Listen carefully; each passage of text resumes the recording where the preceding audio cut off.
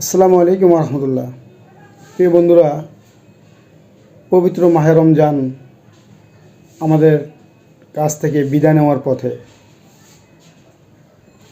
জুমাতুল বিদা আমরা শেষ করে আসলাম। আল্লাহ রাব্বুল আলামিন 30টি রোজা দিয়েছেন বলে আমরা জুমাতুল বিদা তার একটি জুমা পেয়েছি।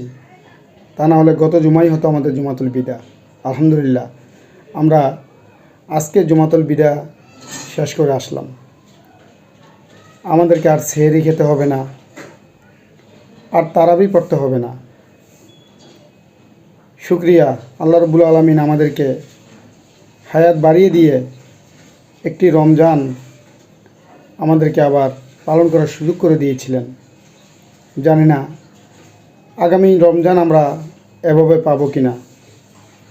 আমাদের সাথে অনেক স্বজন ছিল যারা আজ নেই, যারা গত রমজান ছিল তাদের জীবনের শেষ রমজান।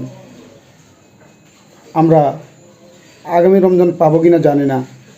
আল্লাহ রাব্বুল আলামিন আমাদেরকে তৌফিক দান করেছেন বলেই আমরা এই রমজান উদযাপন করতে পেরেছি।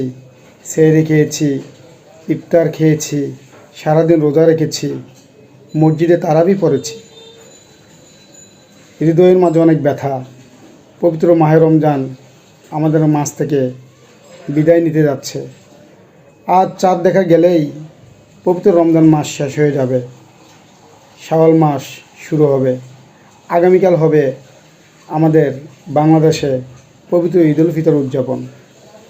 তো বন্ধুরা, আমি সহ সবার নিকট আমার আকুল আবেদন এই যে পবিত্র মাহে রমজানে আমরা যে শিক্ষা গ্রহণ করেছি, আমরা যেভাবে আল্লাহকে ভয় করে চলেছি, আমরা যেন মাহে রমজানের পরে অর্থাৎ আগামীকাল থেকে আজ চাঁদ ওঠার পর থেকে আমরা যেন আমাদের সেই শিক্ষাগুলো ভুলে না যাই। আমরা যেন পবিত্র মাহে রমজানের এই শিক্ষাকে আগামী 11টি মাস আমাদের জীবনে প্রতিফলন ঘটাতে পারি, সেই চেষ্টাই আমরা করব। আমরা যেন পবিত্র মাহে রমজানের সেই শিক্ষাকে বাস্তবায়ন করতে পারি, সেই চেষ্টাই আমরা করব। প্রিয় বন্ধুরা, আগামীকাল বাংলাদেশে ঈদ উল ফিতর উদযাপন হবে ইনশাল্লাহ। আমরা আশা করি এই ঈদ উল ফিতরে আমরা সকল ভেদাভেদ ভুলে গিয়ে, আমাদের একে অপরের মনকষ্ট ভুলে গিয়ে আমরা সবাই ধনী গরিব এক কাতারে ঈদ উল ফিতরের জামাতে আমরা নামাজ আদায় করব এবং আমরা একে অপরের পাশে এগিয়ে আসব, একে অপরের খোঁজখবর নিব। আমরা সবাই মিলেমিশে শান্তিপূর্ণভাবে ঈদ উদযাপন করব এবং